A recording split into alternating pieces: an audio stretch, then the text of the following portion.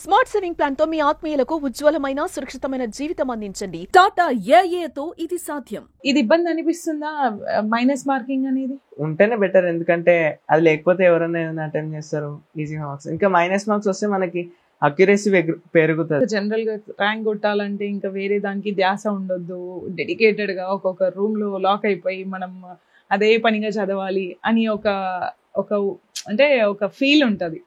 Is that right? అట్లా ఏం అనిపించలేదు, అట్లా ఏం చేయలేదు, కామన్ గానే చదువుకున్నావు. రెండైతే చెప్పాలనుకున్నా, అంటే లైక్ ఎగ్జామ్ అయిపోయినాక అందరూ లైక్ ఎగ్జామ్ పేపర్ ని మార్క్స్ చెక్ చేసుకుని పడేస్తారు అనమాట. కానీ అలా చేయడం చాలా రాంగ్.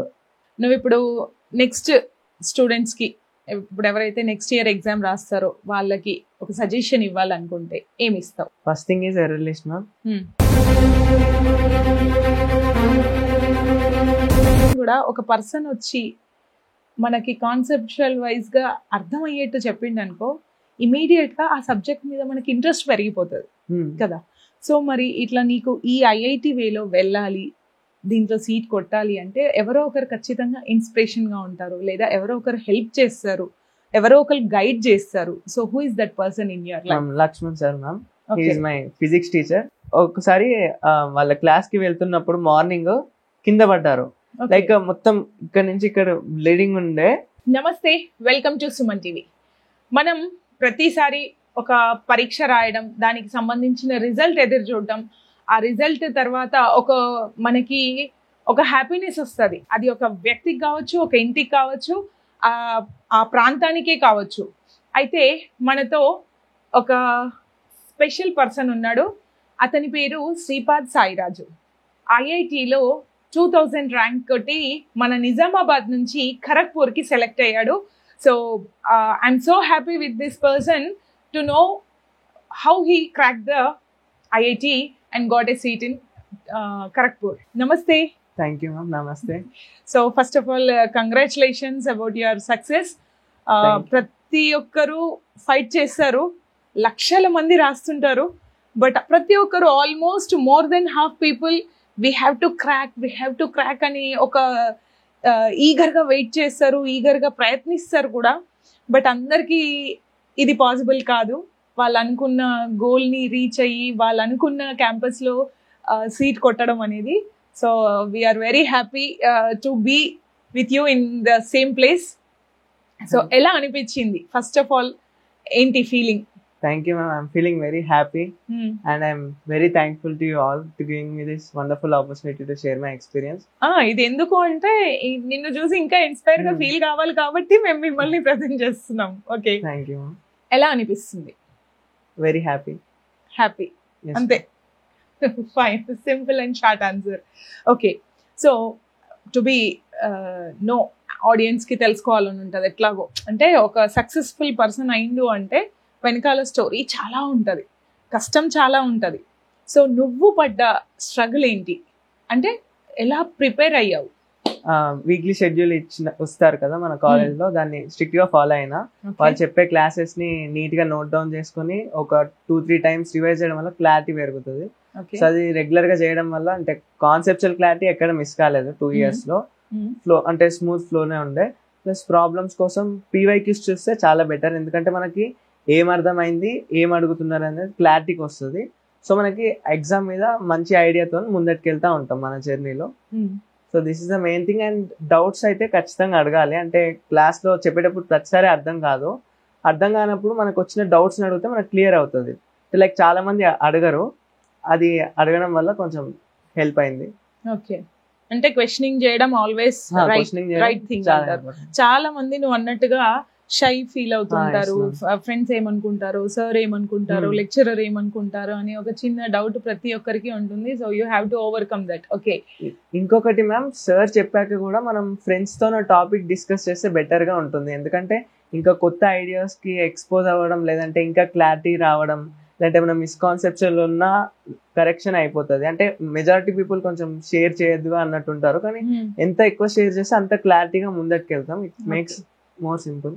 ఓకే, సో మనకి షెడ్యూల్ చాలా ఇంపార్టెంట్ కదా, మరి 24/7 ని ఎట్లా షెడ్యూల్ చేసుకున్నావు? కాలేజ్ పరంగా అయితే మార్నింగ్ 6 o'clock లేచి 6:30 కాలేజ్కి వచ్చి ఇంకా నైట్ 10 దాకా వాళ్ళ షెడ్యూల్ ఉండే. 3 hours అట్లా క్లాస్ తీసుకున్నారు, 9 hours టీచింగ్. దాని తర్వాత ఒక 3 hours అట్లా మిగులుతుండే, దాంట్లో PYQs వాళ్ళు ఏమైనా ఇచ్చిన హోంవర్క్స్ అట్లా చేసినాం. 2 years ఆల్మోస్ట్ అదే కంప్లీట్ గా షెడ్యూల్ ఉండే. సో డే అంతా ఆల్మోస్ట్ 9 hours 3 క్లాస్ అంటే ఇస్ దట్ ఓకే? యాక్చువల్ గా నిజం చెప్పాలంటే అది అంత యూస్ఫుల్ ఏం కాదు, కొంచెం తక్కువ ఉంటేనే బాగుంటుండే కానీ అలా ఉండే. ఇంకా అంటే అట్లా నేర్చుకోవడం వల్లనే ఇట్లాంటి డౌట్స్ కానీ ఇంకా ఒక కాన్సెప్ట్ ని ఎలివేట్ చేసుకోవడం కానీ జరిగిందంటావా? అంటే లైక్ క్లాస్ ఎక్కువ ఉంటే కూడా బాగుంటుంది కానీ ఇంటరాక్టివ్ వేలో ఉండాలి. అంటే లైక్ వన్ వే సార్ చెప్తూనే ఉంటాడు వింటూ, అలా కాకుండా 3 hours ఇంటరాక్షన్ వేలా ఉంటే యూజ్ అవుతుంది 3 hours. Like okay, when you know the subject then only you can interact. First of all you have to know subject, right? అంటే వాళ్ళు ఒక టాపిక్ చెప్తారు కదా మేడం, దాని మీద డౌట్స్ అడగడం అయితే సెషన్ ఉండాలి అంట. Okay, so your opinion will change the next year classes maybe.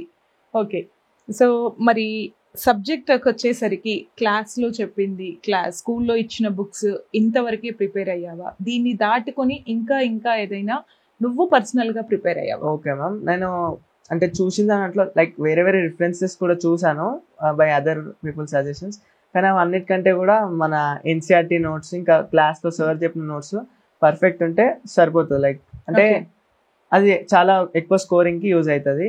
Plus ఇంకా కొంచెం మంచి బుక్స్ అంటే ఒక ఫిజిక్స్ లో SBT అనే బుక్ బాగానే హెల్ప్ అయింది. లైక్ ఇంకోటి ఇంకా మోస్ట్లీ PYQs, ఇంకా వేరే బుక్స్ అంత ప్రిఫర్ చేయట్లేదు. ఓకే, సో మైనస్ మార్కింగ్ ఇది చాలా టిపికల్ థింగ్. సో మరి నువ్వు ప్రాక్టీస్ చేస్తున్నప్పటికీ మీకు కూడా కాలేజ్ నుంచి ఒక ప్రిఫైనల్ ఎగ్జామ్ లాగా అట్లా పెట్టి ఉంటారు. సో నీ ప్రాక్టీస్ పేపర్స్ అప్పటికి నీ ప్రిఫైనల్ ఎగ్జామ్ కి చాలా అప్పుడే తేడా వచ్చి ఉంటది. మేబీ ఇప్పుడు ఏంటి PYQs ప్రిఫర్ చేసి ఒక వీకెండ్ కానీ మంత్లీ కానీ టెస్ట్ రాస్తే పర్టికులర్ పోర్షనే ఉంటది.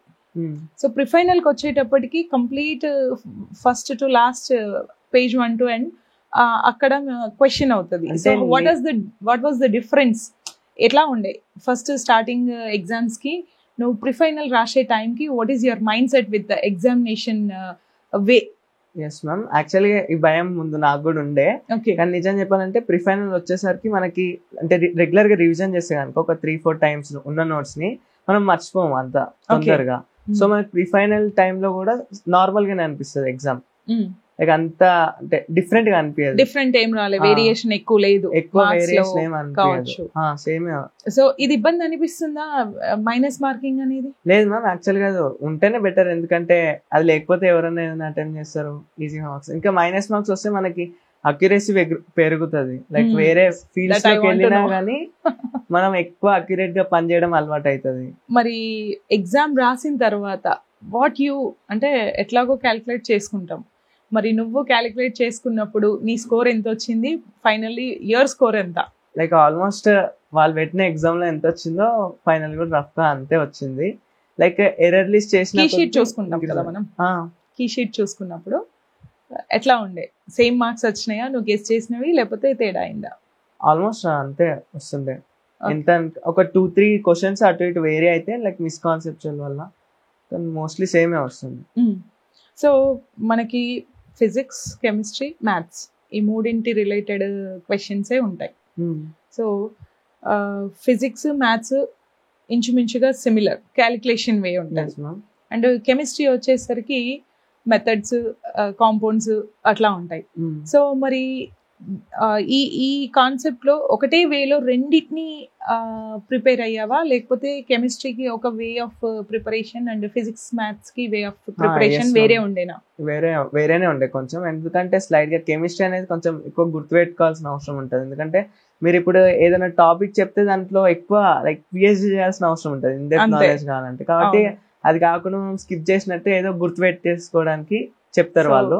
సో అది ఒక స్టోరీ టైప్ లో గుర్తుపెట్టుకోవాలి, ఇంకా అంతే. లైక్ ఏమన్నా స్టోరీస్, ఫిజిక్స్, మ్యాథ్స్ కి ఏం ట్రబుల్ ఉండదు. లైక్ ఎంత ప్రాక్టీస్ చేస్తే అంత ప్రాక్టీస్ ఫ్లూయెన్సీ వచ్చేస్తుంది. Principles and formulas and principles తెలుసుకుంటే మ్యాథ్స్ అండ్ ఫిజిక్స్ సరిపోద్ది. ఎస్. అండ్ నీకు టఫ్ గా అనిపించిన చాప్టర్స్ జనరల్ గా అందరూ అయితే ఫిజిక్స్ లో ఆర్బిడి అంటారు, ఇంకా మ్యాథ్స్ కి వచ్చేసరికి ఇంటిగ్రేషన్, కోనిక్ సెక్షన్ అట్లా అంటారు, కెమిస్ట్రీలో ఇంకా ఇన్ఆర్గానిక్ అట్లా అంటారు. కానీ లైక్ ప్రతిదాన్ని అర్థం చేసుకోవడానికి ఒక వే అయితే ఉంటుంది. ఇందులో నీకేది ప్రాబ్లం అవ్వలేదా? అంటే నాకు లైక్ అన్ని ఏది పర్ఫెక్ట్ కాదు అట్లని చెప్పి ఏది మోడరేట్ అంటే అన్ని మోడరేటే అనిపించింది. ఎందుకంటే మంచిగానే చెప్పారు ప్రతి టాపిక్.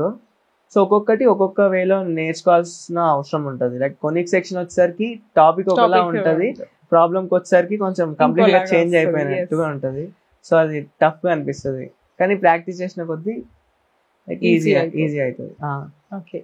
సో మరి మామూలుగా జనరల్ గా ర్యాంక్ కొట్టాలంటే ఇంకా వేరే దానికి ధ్యాస ఉండొద్దు, డెడికేటెడ్ గా ఒక్కొక్క రూమ్ లో లాక్ అయిపోయి మనం అదే పనిగా చదవాలి అని ఒక అంటే ఒక ఫీల్ ఉంటది.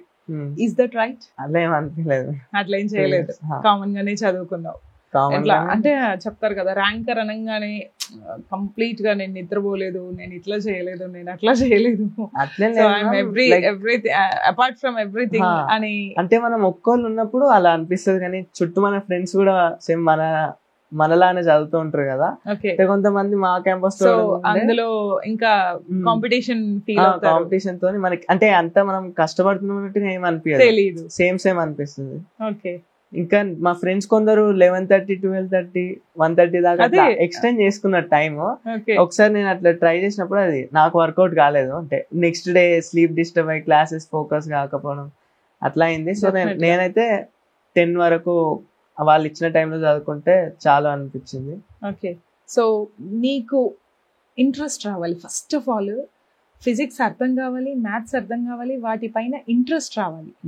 మరి అట్లా ఇంట్రెస్ట్ రావాలి అంటే నీకు టఫ్ ఉన్న సబ్జెక్టుని కూడా ఒక పర్సన్ వచ్చి మనకి కాన్సెప్చువల్ వైజ్ గా అర్థమయ్యేట్టు చెప్పిండు అనుకో, ఇమీడియట్ గా ఆ సబ్జెక్ట్ మీద మనకి ఇంట్రెస్ట్ పెరిగిపోతుంది కదా.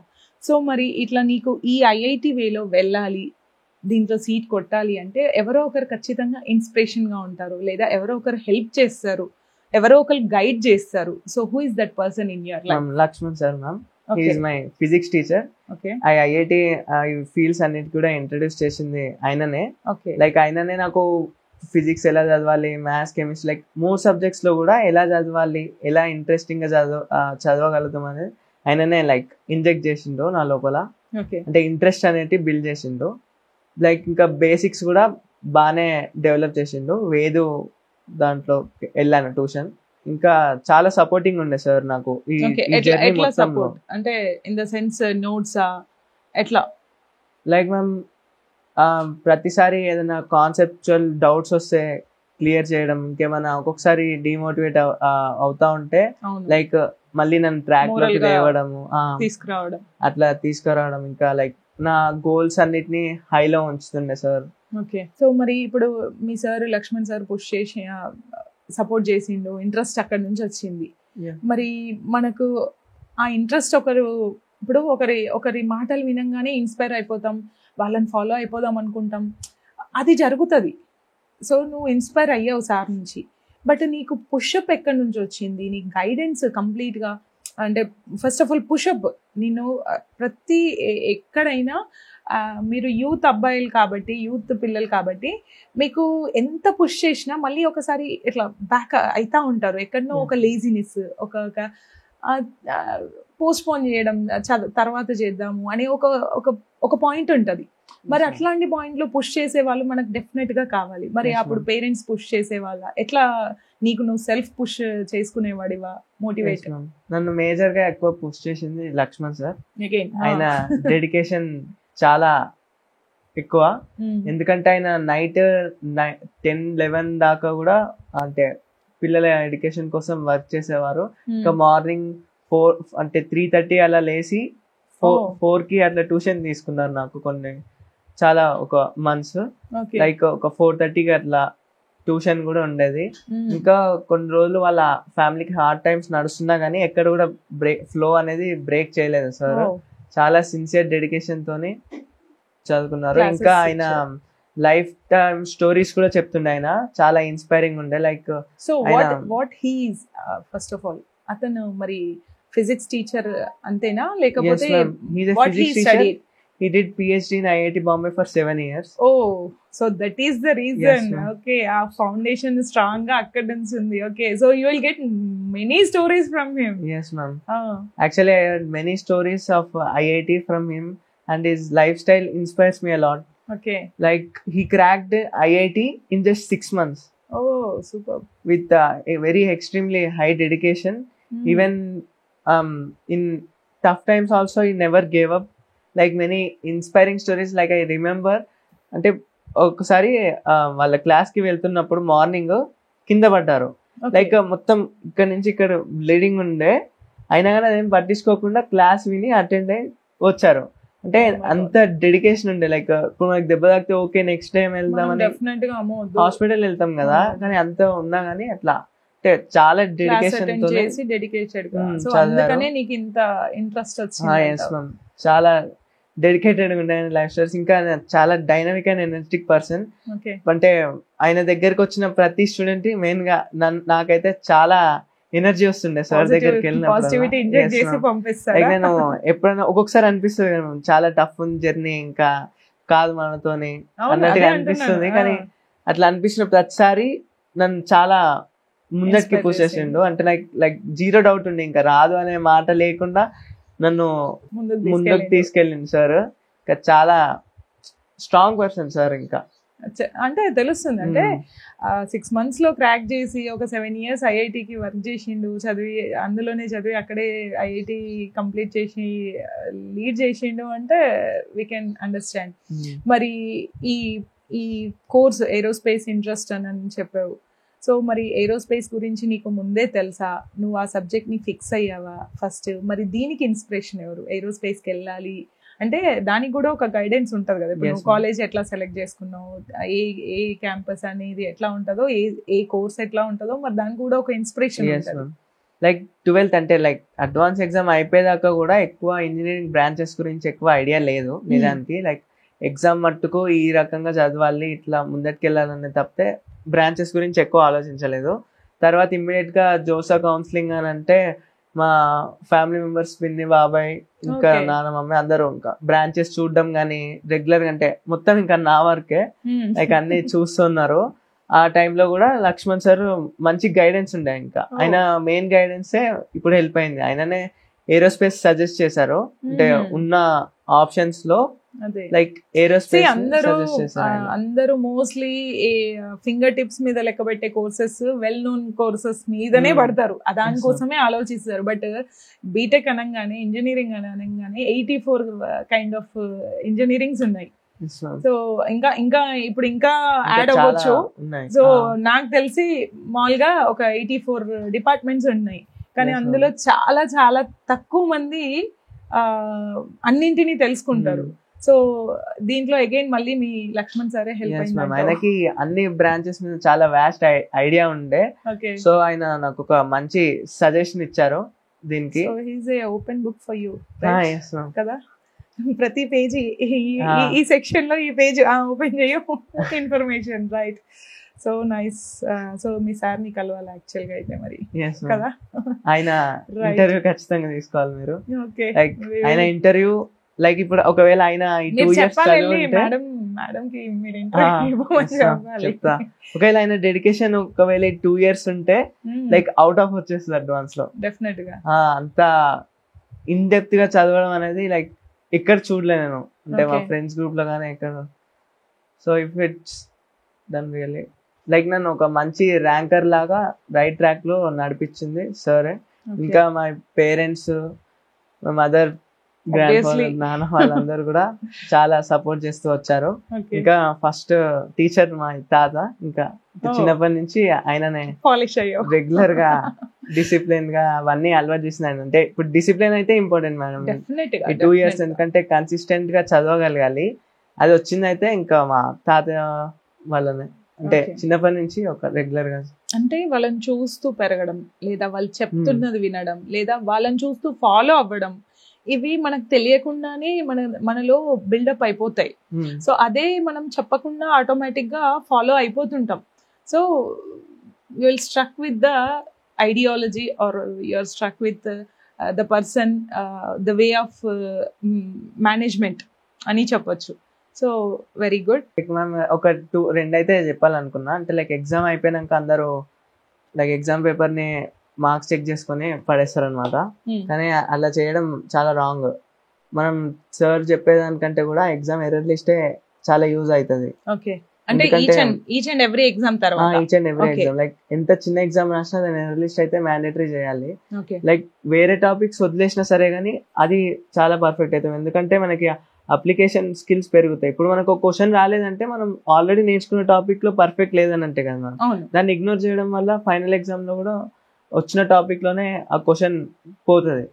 లైక్ మనం ఎన్ని ఎక్కువ నేర్చుకున్నా ఇంకా వేస్టే కదా మేడం. నువ్వు ఇప్పుడు నెక్స్ట్ స్టూడెంట్స్ కి, ఇప్పుడు ఎవరైతే నెక్స్ట్ ఇయర్ ఎగ్జామ్ రాస్తారో వాళ్ళకి ఒక సజెషన్ ఇవ్వాలనుకుంటే ఏమి ఇస్తావు? First thing is error list ma'am. Because after writing an exam you are getting some questions wrong. అంటే కొన్ని క్వశ్చన్స్ తప్పు వస్తున్నాయి అంటే నీకు ఆల్రెడీ నేర్చుకున్న దాంట్లో అప్లికేషన్ లేదంటే కాన్సెప్ట్ ల్యాక్ అవుతున్నట్టు. సో మనం ఇమీడియట్ గా అది కరెక్ట్ చేసుకోవాలి. మనము వేరే నేర్చుకోవాలని దీన్ని స్కిప్ చేసి వదిలేయడం అనేది చాలా బ్లండర్ యాక్చువల్లీ. వేరే వదిలేసినా సరే గానీ ఇదైతే పర్ఫెక్ట్ చేసుకోవడమే బెటర్. ఓకే, మొదలు పెట్టిన దాన్ని మొదలు పెట్టిన దాంట్లో మిస్టేక్స్ ఏవి ఉన్నాయో అవి రెక్టిఫై చేసుకోవాలి. Yes ma'am, right. ఇంకొకటి మ్యామ్, ఒక కాన్సెప్ట్ కానీ ఒక ఎగ్జాంపుల్ ప్రాబ్లం కానీ మనం నేర్చుకున్నప్పుడు ఒక 5 డిఫరెంట్ వేరియేషన్స్ తోని ఇంకొన్ని ప్రాబ్లమ్స్ క్రియేట్ చేయగలిగితే బెటర్ అని చెప్తాను. అంటే ప్రాక్టికల్ గా అన్నిటికీ చేయడం పాసిబుల్ కాదు కానీ వీలైనంత వరకు ట్రై చేయడం వల్ల మనకి ఎక్కువ క్లారిటీ వస్తుంది ఆ ప్రాబ్లం ఐడియా మీద. కానీ లేదంటే అసలు ఆ కాన్సెప్ట్ క్రియేటర్ ఉంటారు కదా సైంటిస్ట్, అసలు వాళ్ళకి ఏ ఐడియాస్ వల్ల ఈ కాన్సెప్ట్ డెవలప్ అయింది, దీన్ని ఇంకా ఎందులో వాడచ్చు, ఇట్లాంటి క్వశ్చనింగ్స్ మనం ఇంప్రూవ్ చేసుకుంటే like we could be more innovative. Okay, so మరి టెక్నాలజీ ఎంత వరకు యూస్ అయింది నీ స్టడీస్ కి? టెక్నాలజీ అయితే ఏం యూస్ చేయలేదు మేడం. ఓకే, అంటే లైక్ కొన్ని వెబ్సైట్స్, కొన్ని వీడియోస్, ఇప్పుడు చాలా మంది మనం చూస్తుంటాం జనరల్ గా, ఇప్పుడు నీట్ కానీ ఐఐటి కానీ ఎవరైనా క్రాక్ చేసిండ్రు అంటే వాళ్ళు అంటే ఒక విలేజ్ కైండ్ ఆఫ్ బ్యాక్గ్రౌండ్ లో ఉన్న వాళ్ళు, లేకపోతే those who can't effort more, అట్లాంటి వాళ్ళు టెక్నాలజీ బాగా యూజ్ చేస్తున్నారు అని మనకు తెలుస్తుంది కదా. సో మరి నీ విషయంలో టెక్నాలజీ ఏమైనా అప్లై అయిందా? ఎక్కువ అప్లై చేయలేదు కానీ స్కోప్ ఉండే. లైక్ యూట్యూబ్ లో కూడా చాలా వరకు ఛానల్స్ ప్రతి 2 years కోర్స్ ని డీటెయిల్ గా చెప్పారు. లైక్ ఆల్మోస్ట్ మా కాలేజ్ లో కూడా సేమ్ అదే విధంగా టీచ్ చేస్తారు, ఎక్కడైనా అంతే. సో లైక్ ఇంటి నుంచి కూడా చేయొచ్చు కానీ ఇట్ నీడ్స్ మోర్ డెడికేషన్. నీకు కాలేజ్ లోనే సరిపోయేటంత దొరికింది కాబట్టి నీకు ఎక్కడ ఏ సోర్స్ అవసరం పడలేదు. ఇంకా లైక్ ప్రీవియస్ ఇయర్ క్వశ్చన్స్ అంటే ఇంకా హయ్యర్ లెవెల్ అంటే అయిపోయినాయి అడ్వాన్స్ క్వశ్చన్స్ అంటే అలెన్ వాళ్ళే కానీ ఇంకా వాళ్ళ అంటే క్వశ్చన్స్ బాగుంటాయి హై స్టాండర్డ్ లో. సో అవి తీసుకోవచ్చు. ఒక కాన్సెప్ట్ మనం ఇప్పుడు చదివితే ఒక 5 డిఫరెంట్ కాన్సెప్ట్ చేసేటట్టుగా స్పెండ్ చేయాలి టైం. ఓకే, లైక్ ఒక గ్రూప్ తీసుకొని ఒక్కొక్కరు ఒక్కొక్క ఐడియా షేర్ చేసినా కానీ ఆ కాన్సెప్ట్ క్లారిటీ ఇంక్రీజ్ అవుతుంది, ప్లస్ కొత్త థాట్స్ జనరేట్ అవుతాయి. ఈ థాట్స్ నెక్స్ట్ చాప్టర్స్ కి యూజ్ అవుతాయి. సో అట్లా 2 years కోర్స్ అనేది ఇంకా వాళ్ళు అడ్వాన్స్ పేపర్ కంటే కూడా ఇంకా హై లెవెల్లో మన బ్రెయిన్ అనేది రెడీగా ఉంటుంది. ఫ్రాంక్ గా చెప్పాలంటే మ్యామ్ నాకు అంతగా బ్రాంచెస్ గురించి ఐడియా లేకుండే. Like basic branches computer science, electrical, electronics, mechanical అట్లా ఐడియా ఉండే కానీ ఇన్ డెప్త్ గా చాలా బ్రాంచెస్ ఉన్నాయి. నేను జోసా కౌన్సిలింగ్ లో చూస్తే అంత ఐడియా లేదు. ఉన్న టాప్ బ్రాంచెస్ గురించి ఐడియా ఉండే. ప్లస్ నాకు కంప్యూటర్ సైన్స్ వాటన్నిటి మీద కంటే కూడా ఫిజిక్స్ సైడ్ ఇంట్రెస్ట్ ఉండే. సో మెకానికల్, ఏరోస్పేస్ రెండింటి మీద ఈక్వల్ ఇంట్రెస్ట్ ఉండే కానీ ఏరోస్పేస్ మోర్ స్పెసిఫిక్ ఉండే కాబట్టి. మరి ఎప్పటి నుంచి ఈ ఫిజిక్స్ అనే ఇంట్రెస్ట్? మరి ఏ ఇయర్ అంటే ఎర్లీ డేస్ లో ఉండదు, వన్స్ ఫిజిక్స్ ఇంట్రడ్యూస్ అయింది అంటే అప్పటి నుంచి స్టార్ట్ అవుతుంది. మరి నీలో ఎప్పుడు జనరేట్ అయింది ఫిజిక్స్ ఫైర్? 8th క్లాస్ లో ఇంకా లక్ష్మణ్ సార్ వల్లనే. ఓకే, ఆయన 8th క్లాస్ నుంచి వల్ల మంచిగా అర్థమై సో అప్పటి నుంచి బేసిక్స్ ఫౌండేషన్ అక్కడే పడింది, బేసిక్ ఫౌండేషన్. Yeah right. ఇప్పుడు ఎన్ఐటి ఒకవేళ క్రాక్ చేయాలి అనుకుంటే how the student have to act? ఇట్లా వాళ్ళకి మీ లెవెల్ అడ్వాన్స్డ్ గా ప్రిపేర్ అవ్వాల్సింది ఉంటుందా, ఎట్లా మరి? లైక్ ఎన్ఐటి అయినా కానీ మెయిన్స్ ఎగ్జామ్, లైక్ మెయిన్స్ అయినా అడ్వాన్స్ అయినా రెండు ఒకే లెవెల్ ఉంటాయి కానీ కొంచెం అంటే లైక్ 3 మెయిన్స్ ప్రాబ్లమ్ కలిపితే ఒక అడ్వాన్స్ ప్రాబ్లం అయినట్టు ఉంటది. Okay, they are not different. So మీరు ఎన్ఐటికి ప్రిపేర్ అయినా ఐఐటికి ప్రిపేర్ అయినా సేమ్ లెవెల్లోనే ప్రిపేర్ కావాల్సి వస్తుంది. కాకపోతే ఫైనల్గా అంటే మీరు కొన్ని చాప్టర్స్ చదివినా సరిపోతుంది. లైక్ ఇంతే ఎక్కువ కాలేజ్ వద్దు అనుకుంటే లైక్ కొన్ని చాప్టర్స్నే డీప్గా చదువుకుంటే సరిపోతుంది, అంటే లిమిటెడ్ మార్క్స్ కోసం అయితే. ఫైనలీ నువ్వు ఇప్పుడు ఖరగ్పూర్కి వెళ్తున్నావు, so what you are going to occupy? Yes ma'am, ఇప్పుడు నేను వెళ్తున్న department aerospace. Yes ma'am, I selected this department because I like physics. అంటే ఫిజిక్స్ అంటే చాలా interest because of Lakshman sir sir. And అట్లా అందులో మెకానికల్, ఏరోస్పేస్ ఇవన్నీ ఇంట్రెస్టెడ్ ఉండే, కానీ ఏరోస్పేస్ అనేది కొంచెం ఇన్డెప్త్ బ్రాంచ్ అనమాట, అంటే స్పెసిఫిక్ గా ఉంటుంది. సో అలా ఇంకా టాప్ లో ఉంటది అది. సో ఆల్వేస్ గుడ్ ఫీల్డ్ లా ఉండే, ఇంకా లైక్ ఇంట్రెస్ట్ కూడా ఉండే, స్పీడ్ అట్లా పెంచడం, ఇంకా ఎఫిషియన్సీ పెంచే వాటి మీద వర్కౌట్ చేయడం. సో ఆ ఫీల్డ్ తీసుకున్నా.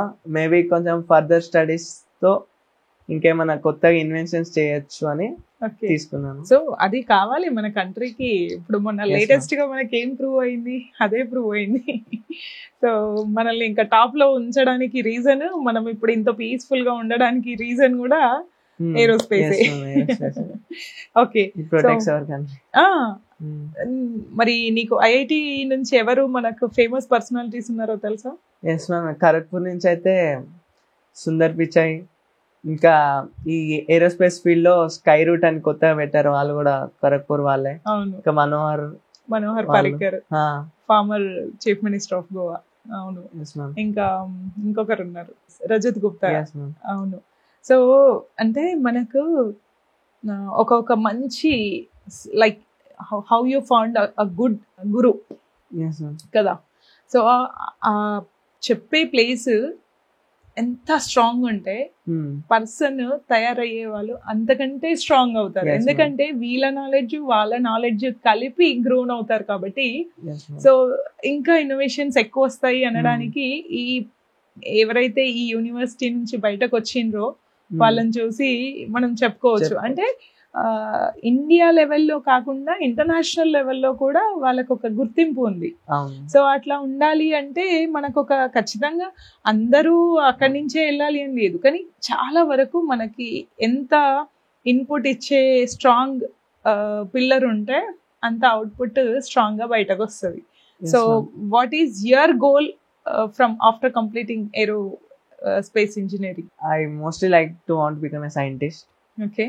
In aerospace, making some good inventions about rockets like that. Okay, so మనకు ఫ్యూచర్ లో రాకెట్ సైంటిస్ట్ మన దగ్గర ఉన్నాడు, అప్పుడే మళ్ళీ మనం తీసుకోవాలి interview, right? So we wish all the best for your upcoming career. Okay, మంచిగా ఇప్పటి వరకు ఎట్లా కాన్సన్ట్రేటెడ్ గా చదివావు ఈ 4 years మళ్ళీ అంతే కాన్సన్ట్రేషన్ అవసరం. నీకు మళ్ళీ నచ్చినా నచ్చకపోయినా you have to follow that కదా. సో ప్రతి ఒక్కరు అదే చెప్తా ఉంటారు కావచ్చు, అవునా? అంటే లైక్ మనకి ఇంట్రెస్ట్ ఉంటే ఏం పెద్దగా అనిపించదు. So anyway we wish all the best for your upcoming days. So నువ్వు ఏరోస్పేస్ లో రాకెట్ సైంటిస్ట్ అవ్వాలని మనస్ఫూర్తిగా కోరుకుంటున్నాం. All the best for your future. Thank you. So ఇదండి మన నిజామాబాద్ నుంచి మన అబ్బాయి ఖరగ్పూర్ ఐఐటికి సెలెక్ట్ అయ్యాడు. తన గోల్ వచ్చి రాకెట్ సైంటిస్ట్ అవ్వాలని. సో మన దగ్గర ఎంతో మంది ఉన్నారు, మనం బయటకి తీసుకురావాలి అంటే parents as well as teachers support చాలా అవసరం అనేది ఈ అబ్బాయి నుంచి చూస్తే తెలుస్తుంది. ఎందుకంటే ఏదో రిచ్ కిడ్డో ఇట్లా ఏదో బోర్న్ విత్ సిల్వర్ స్పూన్ అని అట్లా వచ్చిన అబ్బాయి కాదు, చాలా కష్టపడ్డాడు. యావరేజ్ స్టూడెంట్గా ఉన్న తను వాళ్ళ సార్ గైడెన్స్లో ఎంత పాలిష్ అయ్యి ఎంత షైన్ అయ్యి ఈ లెవెల్కి వచ్చాడు అనేది మనకు క్లారిటీగా చెప్పాడు. సో మనం మన గురువుని పట్టుకుంటే డెఫినెట్గా మనం అనుకున్నది ఖచ్చితంగా కంప్లీట్ అవుతుంది. Thank you.